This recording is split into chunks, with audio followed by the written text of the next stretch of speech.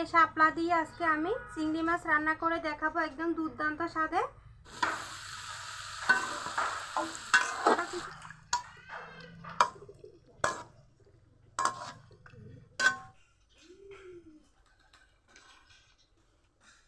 নমস্কার বন্ধুরা, কলি কিচেন উইথ বিলেজপুরে আপনাদের সবাইকে স্বাগত জানিয়ে আজকে আরও একটি রেসিপি নিয়ে চলে এসেছি।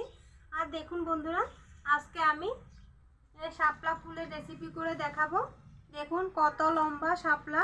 এই শাপলা দিয়ে আজকে আমি চিংড়ি মাছ রান্না করে দেখাবো, একদম দুর্দান্ত স্বাদে।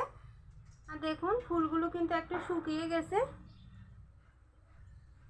আর এই শাপলাগুলো কিন্তু আমাদের এলাকাতে পাওয়া যায় না, আপনাদের দাদার এক বন্ধু এনে দিয়েছে অনেক দূর থেকে। এখন আমি এগুলো কেটে নিব।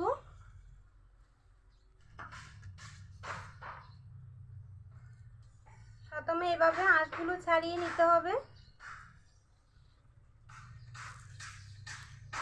এই শাপলা খেতে কিন্তু দারুণ লাগে। আমি এরকম করে কেটে নিব।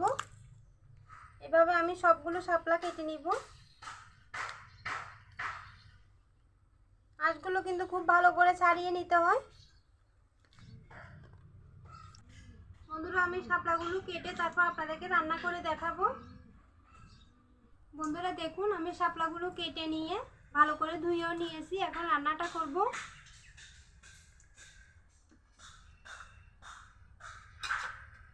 আমি কড়াইয়ে তেল গরম করে নিয়েছি। প্রথমে তেলের মধ্যে দিয়ে দিব পেঁয়াজ কুচি,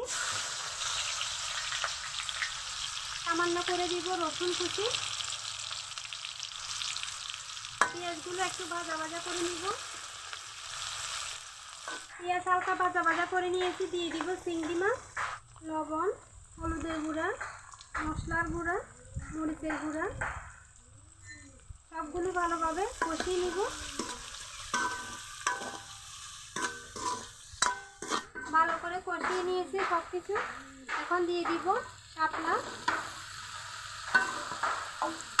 কিছুক্ষণ কষিয়ে নিতে হবে।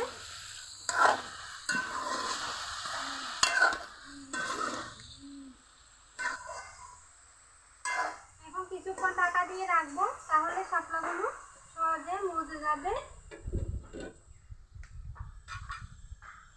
দেখুন বন্ধুরা, কিছুক্ষণ ঢাকা দিয়ে রাখার পর মজে গেছে।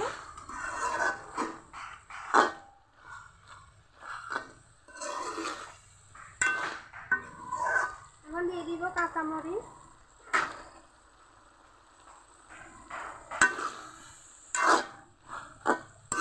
সামান্য একটু জল দিব। বন্ধুরা, এইভাবে শাপলা রান্না করলে রান্নাটাও খুব সহজে হয়ে যায়, খেতেও দারুণ লাগে। এখন আবারও ঢাকা দিয়ে ভালো করে রান্নাটা করে নিব। বন্ধুরা, শাপলা রান্না একদম রেডি। দেখুন খুব ভালো করে সিদ্ধ হয়ে গেছে। এখন আমি নামিয়ে নিব।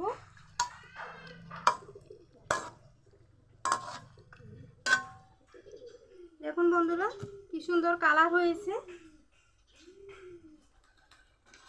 আর এভাবে একদম অল্প সময়ের মধ্যে শাপলা রান্না করলে খেতেও দারুণ লাগে। গরম ভাতের সাথে কিন্তু এরকম শাপলা থাকলে আর কিছু লাগবে না। আমার ভিডিও যদি ভালো লাগে, ভিডিওতে একটি লাইক দিবেন, আমার চ্যানেলটি সাবস্ক্রাইব করে আমার পাশে থাকবেন। আজকে এই পর্যন্ত। সবাই ভালো থাকবেন, সুস্থ থাকবেন, সাবধানে থাকবেন।